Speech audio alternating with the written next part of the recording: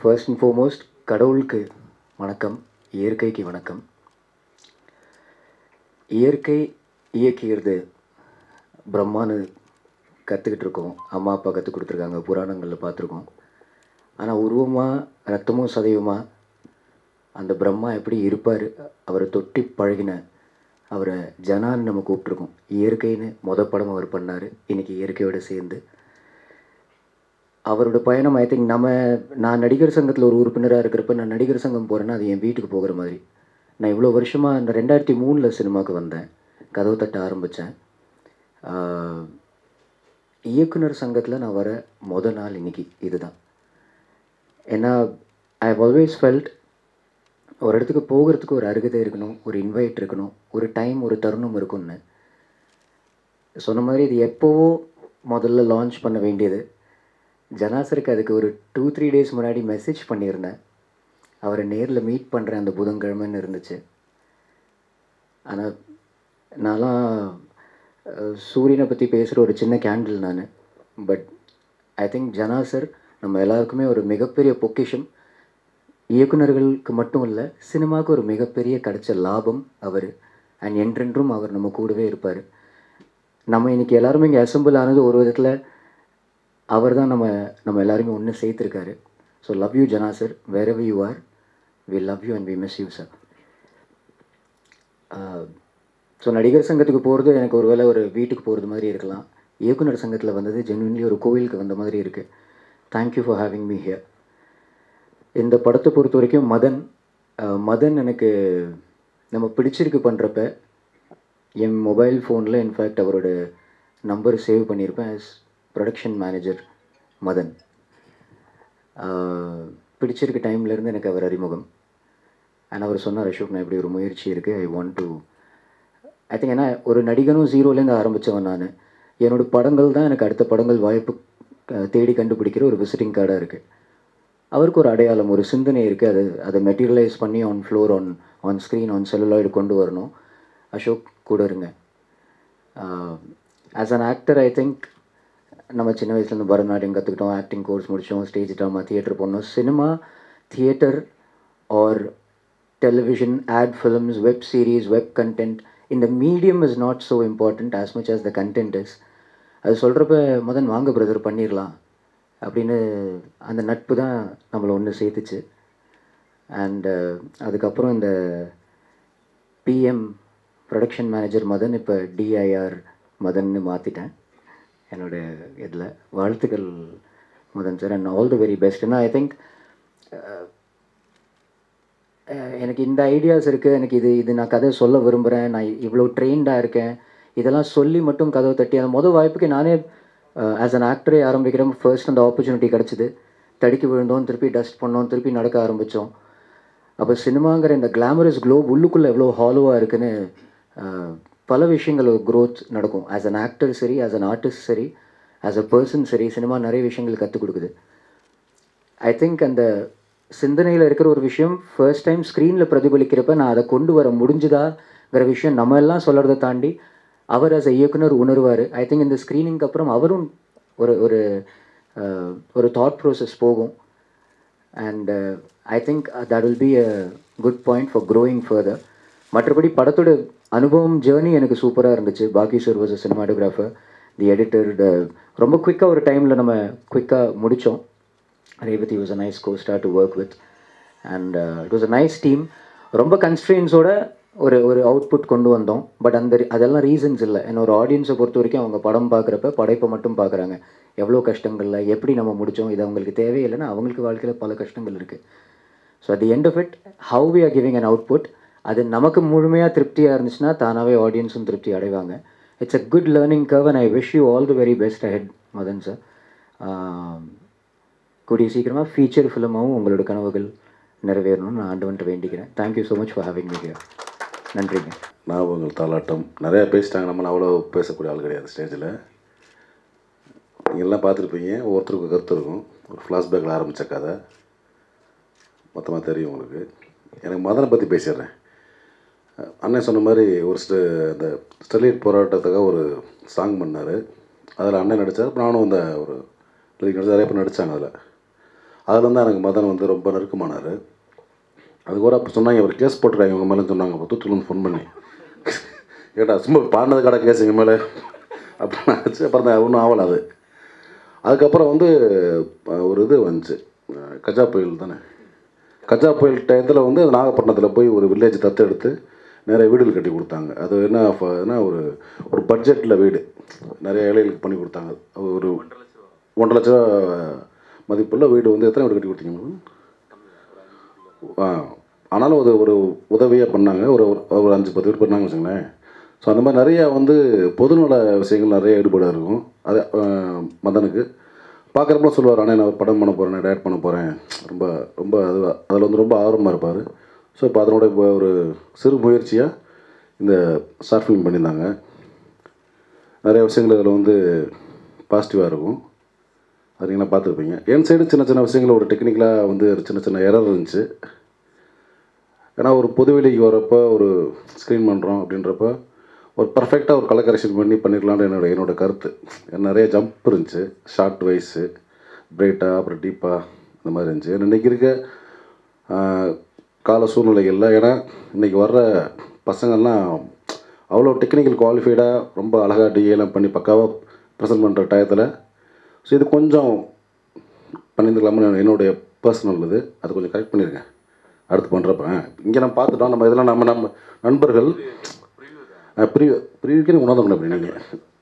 ஏன்னா இப்போலாம் நண்பர்கள் அதெல்லாம் பிரச்சனை இல்லை, நீங்கள் அதை வந்து யூடியூப்பில் போடுறப்ப பக்காவாக போட்டுருங்க. அது என்னோடய கருத்து.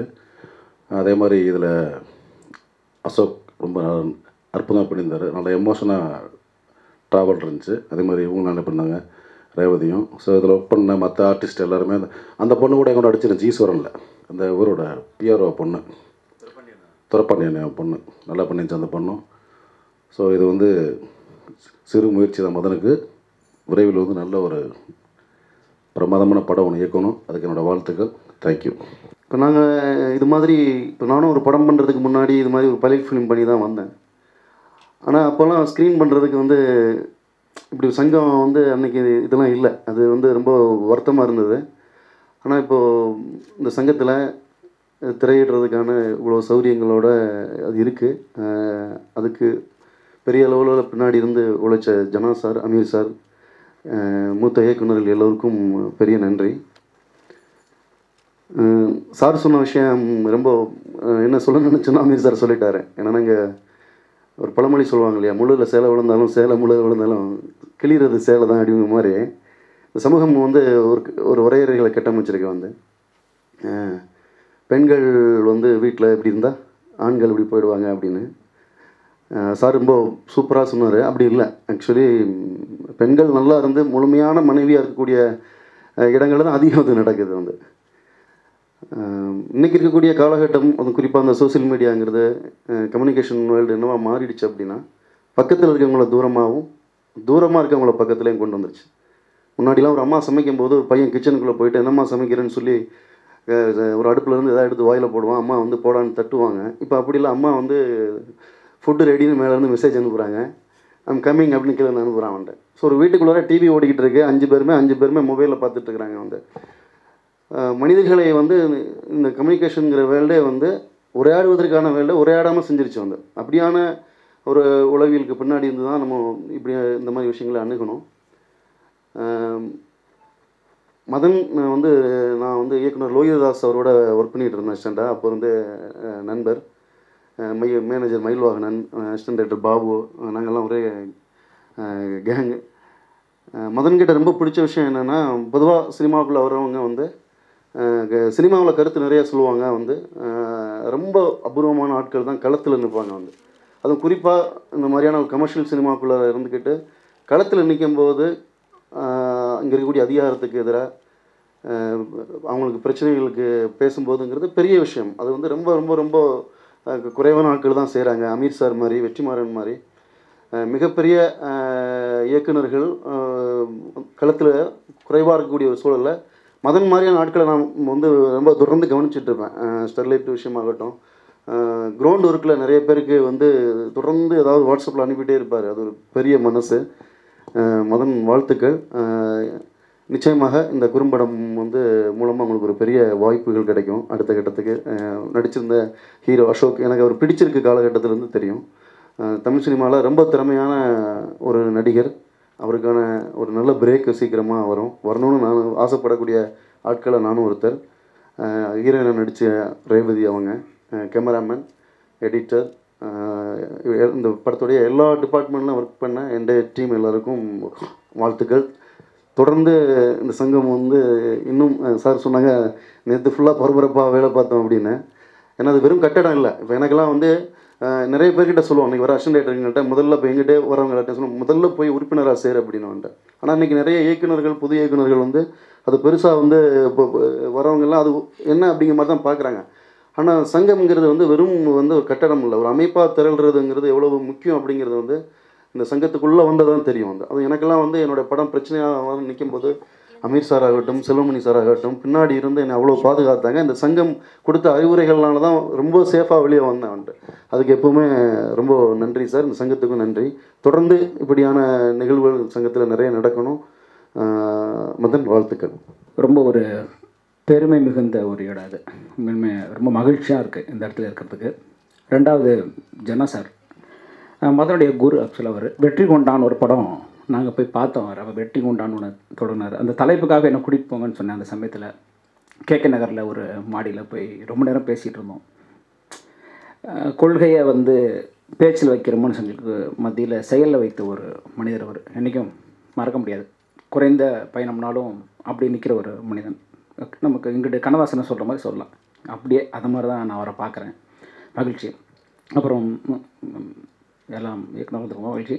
ஸ்டெராய்டில் 2 வரி எழுதுறதுக்கு வழக்கு போட்டுருவாங்களா ஏன்னு சொன்னார். மொத்த வரி நான் தான் எழுதினேன். அது உண்மை தான். அது வழக்கு பதிவு செய்தது உண்மை. அதற்கான பத்திரிகை செய்தியாட்ட இருக்குது. ஆனால் அந்த கலவரம் பெரிதாக மாறினதுனால நம்மளை விட்டுட்டாங்க. ஆமாம், இல்லைன்னா ஒரு இன்னொரு செய்தியாயிருப்போம். நம்மளோட மகிழ்ச்சி தான் அந்த மாதிரி ஒரு செய்திக்காக நடப்பது. ஆனால் மதன் வந்து பிரியன் ஒரு பாட்டு பண்ணுன்னாரு. என்ன பாட்டுங்க? இந்த மாதிரி பண்ணணுன்னு சொல்லும்போது சந்தோஷமாயிடுச்சு. ஏன்னா கண்ணதாசனுக்கு வாச்சுது. தத்துவம் எழுத முடிஞ்சது, கொள்கை எழுத முடிந்தது, பாசம் எழுத முடிந்தது. அவர் எல்லாம் தன்னம்பிக்கை எழுதினார், எல்லாம் எழுதினார். நம்ம இப்போ காதலை மட்டுமே பிடிச்சி தங்கிட்டு இருக்கோம். அப்போ ஒரு பாடல் ஆசிரியர்னா எவ்வளோ நாள் தான் மஸ்கார போட்டு மயக்கிற எழுதுறது, இதே எவ்வளோ நாள் சுற்றுறது. அப்போ தாண்டி சொல்லும்போதே வாங்க மதன் இதுக்கு தான் உட்காந்துருக்கோம் செய்வோம் அப்படின்னு சொல்லி ரொம்ப வீறு கொண்டு செய்தோம். அந்த பாடலை மறக்க முடியாது. அந்த ஸ்டெர்லைட் பாடலை அது கரெக்டாக நிகழ்வு நடந்துட்டு அன்றைக்கி துப்பாக்கி சூடு 22 நாங்கள் நிகழ்வு பாதிராஜ் சார் இருக்கார், அமீர் அண்ணா இருக்கார். பேசி நாங்கள் அந்த நிகழ்வு லான்ச் பண்ணுற நேரத்தில் எங்களுக்கு தகவல் வருது அந்த மாதிரி துப்பாக்கி சூடுன்னு. அது ஒரு மறக்க முடியாத ஒரு விஷயம். அப்புறம் மதன் நண்பன், இந்த மாதிரி ஒரு தர்றதுக்காக தான் நான் காத்துட்ருந்தேன். ஏன்னா பலரை மேடை ஏற்றிய மதன் இங்கே நான் பெருமையாக சொல்லுவேன். காரணம் இருக்குது. 2002-03களில் நானும் மதனும் சேர்ந்து இதே கோடம்பாக்கத்து சாலைகளில் சுற்றித் திரிந்த நாட்கள் இருக்குது. இப்போயும் க்ரீன் பார்க் எதிர்த்தாப்பில் இருக்கிற அந்த டீ கடையை பார்க்கும்போது இப்போயும் ஞாபகம் வரும். பஜ்ஜி தான் சாப்பிட முடியும் எங்கள் 2 பேராலையும், செலவழிக்க முடியாது. அது எல்லா சினிமாக்காரருக்கும் உள்ளது. ஆனால் அதுக்குள்ளே ஒரு கனவு இருக்குல்ல, எந்த எதையோ நோக்கி போகணும் அப்படின்னு. அங்கே நான் பாடல் ஆசிரியர்னானே நான் ஒரு 450 பாடல்கள் நகர்ந்தாச்சு. மதன் என்ன பண்ணார் அப்படின்னா, எனக்கு தெரிந்து 6 திரைப்படங்கள் முழுமையாக உருவானதுக்கு காரணம் மதன் தான். அது எவ்வளோ பேருக்கு தெரியும் தெரியல. 6 திரைப்படங்கள். ஏன்னா எனக்கு ஃபோன் வரும், பிரியன் ஒரு பாட்டு எழுதணும், நீங்கள் என்ன பண்ணுறீங்க? இல்லை நான் தான் எல்லாம் பாரு 2வது மாதத்தில் வெளியே அனுப்பிடுவாங்க. திருப்பி ஒரு வருஷம் இருக்கும். இந்த ப்ராஜெக்டே நம்மளோடது, ப்ரொடியூசர் தூத்துக்குடிலேருந்து கொண்டு வந்திருக்கேன், எல்லாம் ரெடி ஆகிடுச்சு வாங்க பாரு. முதல்ல திட்டு வாங்குவார். ஏங்க உங்கள் வேலையை பார்க்க சொன்னால் நீங்கள் இப்போ என்னங்க பண்ணிகிட்ருக்கீங்க? இல்லை டைரக்டர் நம்மால், ப்ரொடியூசர் நம்மால், எல்லாம் ரெடி பண்ணிட்டேன், நம்ம தான் பண்ண போகிறோம் பாரு. திருப்பி 2 மாதம் கழிச்சு என்ன பண்ணிருக்கீங்க? இல்லை அவங்க போயிட்டாங்க பாரு. ஒரு பெரிய படம் இளையராஜா இசை, அதுவும் மறக்க முடியாது. அப்போலாம் ரொம்ப கோவப்பட்டு நான் அவரை ஏங்க உங்கள் நோக்கி போங்க, நீங்கள் இப்படி திரிஞ்சிட்டு இருக்கீங்கன்னு சொல்லி எப்போவுமே சண்டை போடுவேன் உரிமையாக மதனை. போகணும் அப்போவுமே ஒரு டீமை உருவாக்கிட்டு இப்படி நகர்ந்துட்டுருப்பார். அதை அவர் செய்யாமல் இருந்திருந்தார்னா, நான் செஞ்சது தப்புன்னு சொல்ல, அவர் கொஞ்சம் சிந்திச்சிருந்தாருன்னா இன்னுமே அவருக்கான பயணம் முன்னாடியே நடந்திருக்கும். அதுக்கான அத்தனை திறமையும் கொண்ட ஒரு மனிதர். 6 படம் எனக்கு கணக்கு இருக்குது. ஏன்னா 6க்கு என்ன பாட்டு எழுத கூப்பிட்ருக்காரு. அதனால் எனக்கு அந்த கணக்கு இருக்குது, மறக்க முடியாது அதை. ஸோ அந்த மாதிரி மேடேர் அப்புறம் 2 மாதம் தேவதாஸ் மாதிரி ஃபீலிங்கில் இருப்பார். எல்லாம் இப்படி தான் போச்சு. திருப்பி அதே எனர்ஜியில் இன்னொரு திரும்பி அந்த சினிமா கனவு வேறு என்ன பண்ணுறது. அமீர் என்ன சொன்னாங்க, கொரோனா வந்துடுச்சு, இப்போ நமக்கு தேட்டரில் அடுத்து என்ன பண்ண போகிறோன்னு தெரில. இந்த சமயத்தில் ஒரு தயாரிப்பாளர் இப்படி ஒரு படத்தை பண்ணியிருக்காரு, என்ன லாபம் வரப்போகுது. சினிமாக்காரனுக்கு வேறு என்னன்னே தெரியும். என்ன நடந்தாலும் திருப்பி தொண்டு வந்து இதுக்குள்ளே எங்கேயாவது சுத்தம் தான் தெரியுது. வேறு என்ன பண்ண தெரியுது, வேறு எந்த வேலை போக முடியுமா? என்ன பண்ணாலும் பாட்டு எழுதலாமா, எது பண்ணலாமா, இந்த கதை ஏன் இப்போ கொரோனா வச்சு நம்ம பயப்பிள்ளைங்க பாதி பேர் கொரோனாக்கு தான் ஸ்கிரிப்ட் எழுதிட்டு இருப்பான். வேறு என்னென்ன தெரியும் நமக்கு, வேறு பிழைக்கிறதுக்கு நம்ம இதுதான் இவ்வளோ தான். இதுக்குள்ளே என்ன நேர்ந்தாலும் இதுக்குள்ளேயே சேர்ந்து இதுக்குள்ளேயே விழுறது தான் நம்மளுடைய வழி. அது லாபம் நஷ்டம்னு பார்த்தா நம்ம சினிமாவில் இருக்க முடியாது. ஸோ கனவுகளை நோக்கி பயணத்தில் தான். ஸோ அந்த வகையில் மதனுடைய இந்த மேடை, என்னுடைய மேடை ரொம்ப மகிழ்ச்சியாக இருக்குது எனக்கு இந்த ஒரு தருணத்துக்கு. எப்பா ஒரு வழியாக நம்மால் வந்துட்டார்ப்பா லைனில் அப்படின்ற ஒரு விஷயம். கதையை பொறுத்த வரைக்கும் அண்ணன் சொன்ன மாதிரி எனக்கும் அதில் நிறைய முரண்கள் இருக்குது. அது அவருடைய தனிப்பட்ட கதை. அதில் ஒரு குறிப்பான ஒரு பார்வை நான் பார்த்தேன். இதே கதையை மட்டும் அவர் பெண் பார்வையில் கொண்டு போயிருந்தால் கதையை வேறு மாதிரி போயிருக்கும். மதன் அந்த கதை நாயகன் இப்படி ஒரு விஷயத்தை செய்கிறான்னு எடுத்து கொண்டு போயிருந்தார். அந்த கதை நாயகி குழந்தைய விட்டுட்டு இப்படி ஒருத்தங்க கூட போகிறான்னு மட்டும் இவர் கொண்டு போயிருந்தாருன்னா இது வேறொரு பார்வைக்கு இந்த கதை கொண்டு போயிருக்கும். அதை நான் இந்த சமூகம் ஏற்றுக்குமான்னா வேறு மாதிரி இன்றைக்கி நம்ம பேசிகிட்டு இருந்திருப்போம். அதை உடனே அது வந்து பெண்ணியமோ இல்லை வேறுமோ, அது தப்பும்போ, அது கள்ளக்காதலுமோ. இப்போ கதை நாயகன் செய்கிற பொழுது அது ஒரு பொதுவாக பார்த்து நகரக்கூடிய விஷயமா இருக்குது. உண்மை தானே? அதை மட்டும் இந்த பெண் பார்வையில் கொண்டு போயிருந்தா அவ்வளோதான். அதனால் ஒரு இன்றைக்கி நடக்கக்கூடிய விஷயந்தான். அவர் இல்லாதெல்லாம் சொல்லலை, அதுவும் ட்ரெண்டில் இருக்குன்னு நான் நம்புவேன். இன்றைக்கி சோசியல் மீடியாவில் ரொம்ப எளிமையாக இருக்குது. கலைஞனுக்கு அதில் ரொம்ப பிரச்சனை இந்த கதை நாயகன்றதுனால. ஏன்னா அவனுக்கு இயல்பாகவே ஒரு தனிமை இருக்கும். எப்போவுமே சும்மாவே அவன் தனிமையாக இருப்பான். மற்றவர்களை விட அந்த ஃபேண்டசி வேர்ல்டு, கனவு உலகத்துக்கும் யதார்த்தத்துக்கும் இடையில இருக்கிற குழப்பத்தில் வேறு இருப்பான். அதில் ஈஸியாக விழுறது ரொம்ப சாத்தியம். அதில் நான் தெரிஞ்சுக்கிட்டது ஒன்று தான், கைப்பிடிச்சி நிற்கிறதுக்கு இருந்தால் போதும் அப்படின்ற ஒரு உணர்வு தான் நான் பார்க்குறேன். கடைசியாக கூட அந்த கதை நாயகன் திருந்துவதற்கு காரணம் கைப்பிடிச்ச ஒரு நண்பன் தான். அவன் பிடிச்சே என்னடா பைத்தியக்கார மாதிரி செஞ்சுருக்க, ஒழுங்கா போடா அப்படின்னு அந்த கரம் பிடிப்பதற்கு நம்ம தயாராக இல்லை. அதுதான் உண்மை. அவர் சொன்ன மாதிரி வாட்ஸ்அப்பில் இங்கே பேசிகிட்டு இருக்கோம், அங்கே பேசிகிட்டு இருக்கோம், பக்கத்தில் கொண்டு பேச மாட்டேங்கிறோம் அப்படின்ற ஒரு விஷயம். அந்த விஷயம் நான் கடைசியாக சொன்னார். எப்பா அதுக்கு நீ போய்கிட்டே இருந்தால் அண்ணன் சொன்னா இருப்பாங்க, நீ இங்கிட்டே 10 பேர்கிட்ட போக வேண்டியதான், இங்கிட்டே 10 பேர் போக வேண்டியதான். ஸோ சமூக விழுமியம் என்பது எங்கே போகிறது, இல்லை சமூக கட்டுப்பாடுன்றது எங்கே போகுது, இல்லை வாழ்வில் எங்கே போகுது. சிங்கிள் மதர்ன்றதெல்லாம் இன்றைக்கி இங்கே பேச ஆரம்பித்தாங்கண்ணே. சிங்கிள் மதர்ன்றது இன்றைக்கி இங்கே நமக்கு இப்போ இன்றைக்கி ட்ரெண்டிங்கில் வந்துருச்சு. அது வந்து ட்ரெண்டாகிறான் நம்மளுங்க. அப்படிப்பட்ட ஒரு காலகட்டத்தில் எப்பா குடும்பம் முக்கியண்டா சாமி, நீ என்ன வேணால் பண்ணிக்க, குடும்பத்தை இருறா அப்படின்னு சொல்கிற ஒரு பார்வை வந்து நிச்சயமாக பார்க்க வேண்டிய ஒரு பார்வையாக இருக்கிறது. ரொம்ப மகிழ்ச்சி. வல்லவனுடைய பின்னணி வல்லவன் எங்கன்னு தெரில, ரொம்ப நல்லா இருந்தது. அதை பதிவு செய்யணும்னு நான் நினச்சேன். என்ன பொண்ணு பார்க்க போயிருக்காரா? ரைட், ஓகே, வாழ்த்துக்கள், மகிழ்ச்சி. ஸோ அந்த வகையில் ரொம்ப நல்லா இருந்தது. அவளுடைய சொல்ல வேணாம், ரொம்ப சிறப்பாக செய்து கொடுத்தாங்க எல்லாருமே. ரொம்ப நல்லா பண்ணியிருந்தாங்க. ரொம்ப மகிழ்ச்சி மதன். இதுக்கு தான் மதன் காத்துட்ருந்தோம். இதில் பெருசாக செஞ்சிட்டோம், சாதிச்சிட்டோம் அப்படி இல்லை, தொடங்கிட்டோம், அதுவே வெற்றி தான். ஸோ நன்றி, வணக்கம். மேடையிலே வந்து இது எனக்கு வந்து முதல் மேடை. இது வந்து நான் எடுத்த முடிவுங்கிறத விட நண்பனுக்கு வந்து ஒரு இன்ஸ்பிரேஷன். அவன் வந்து இவ்வளோ நாள் இந்த ஃபீல்டில் இருந்து ஒரு அடுத்த லெவலுக்கு போகணும், அதுக்காண்டி நான் பண்ணது. அண்ணன் சொன்ன மாதிரி தயாரிப்பாளர் அண்ணன் ஒரு காமெடியாக சொன்னாங்க, தயாரிப்பாளர் என்ன நோக்கத்தில் எடுத்திருக்காருன்னு தெரியல. இது ஒன்று தான் நோக்கம், வேறு ஒன்றும் இல்லை. நண்பன் அடுத்த லெவலுக்கு போகணும், அவ்வளோதான். மற்றபடி எல்லாருக்கும் நன்றி. வந்து ஆசீர்வதிக்க பெரிய ஜாம்பவான்கள் அண்ணனுக்கும் ரொம்ப நன்றி. இது உருவாக காரணம் வந்து முழுக்க என்னுடைய நண்பன் பள்ளித்தோழன். இவன் வந்து எப்படின்னா 6th நாங்கள்லாம் கிளாஸ்மேட்ஸு. ஸோ நான் வந்து பண்ண போகிற மாப்பிள்ளை அப்படின்னு சொல்லும்போது, நான் இருக்க மாப்பிள்ளை அப்படின்னு சொல்லி கண்ணுங்கலங்க வச்சுட்டான். நான் பார்த்துக்கிறேன், உனக்கு என்ன செய்யணும் சொல்லு, நான் பார்த்துக்கிறேன், எவ்வளோ வந்தாலும் பார்த்துக்கலாம், படமே பண்ணுவோம், பட் அதுக்கு முன்னாடி இதை ஒரு ட்ரைலர் மாதிரி பண்ணிக்கலாம் அப்படி சொல்லி தான் இதில் இறங்குனது. அதுக்கு வந்து ஃபுல் அண்ட் ஃபுல் சப்போர்ட் பண்ணி போயிட்டு இருக்கும்போது கொஞ்சம் இதாச்சு. அடுத்து கை கொடுத்தது யாருன்னா என் தம்பி ஜார்ஜ் இல்லை, இவங்க இல்லைன்னா நான் இல்லை இங்கே. அதாவது கொரோனா காலம் வந்து எல்லாருக்கும் ஒரு ஆபத்தான காலம்னு சொல்லிட்டு இருப்பாங்க. ஆனால் வந்து என்னுடைய நண்பன் வந்து எனக்கு டோட்டலாகவே மாற்றி விட்டான். என்னோடய லைஃபே வந்து நான் பார்த்துக்கிறேன் மாப்பிள்ள, உன்னை நீ டிஸ்கஷன்லேருந்து என்னென்ன பண்ணணுமோ அவ்வளோ பண்ணு, நான் கேட்பேன். நான் கேட்டு ஒரு 10-20 நிமிஷம் தான் அந்த டிரான்சாக்ஷன் டைமு. டக்குன்னு அக்கௌண்ட்டில் வந்து ஒரு மெசேஜ் ஒன்று வரும், பார்த்தா 50,000 1 lakh இப்படி வந்துகிட்டே இருக்கும். ஏன்னா நாங்கள் டிஸ்கஷனுக்காக போனது. ஆக்சுவலி ஒரு வெப் சீரிஸ் பண்ணலான்னு பிளான் பண்ணி தென்காசியில் டிஸ்கஷன் போனோம். அங்கே ஸ்டார்ட் பண்ணது அப்படி டைவர்ட் ஆகி இங்கே வந்துருச்சு. ஸோ ஃபைனலி 2 ஸ்கிரிப்டுக்கு ஃபுல் அண்ட் ஃபுல்லாக ஒர்க் பண்ணி ஒரு அந்த ஒரு டெலிஃபிலிமே முடிச்சு கொடுக்கறதுக்கு எனக்கு ஃபுல் அண்ட் ஃபுல்லாக சப்போர்ட் பண்ணது என்னோடய தயாரிப்பாளர், என்னுடைய நண்பன். என்னோட காலம் முழுக்க நான் மறக்காமல் இருக்கணும், அப்படி ஒரு நண்பன் எனக்கு. நன்றி நன்றி மாப்பிள்ள. வந்திருந்த அனைத்து நண்பர்களுக்கும், குறிப்பாக பத்திரிகை நண்பர்கள் அனைவருக்கும் என்னுடைய நன்றி தெரிவித்துக்கிறேன். நன்றி.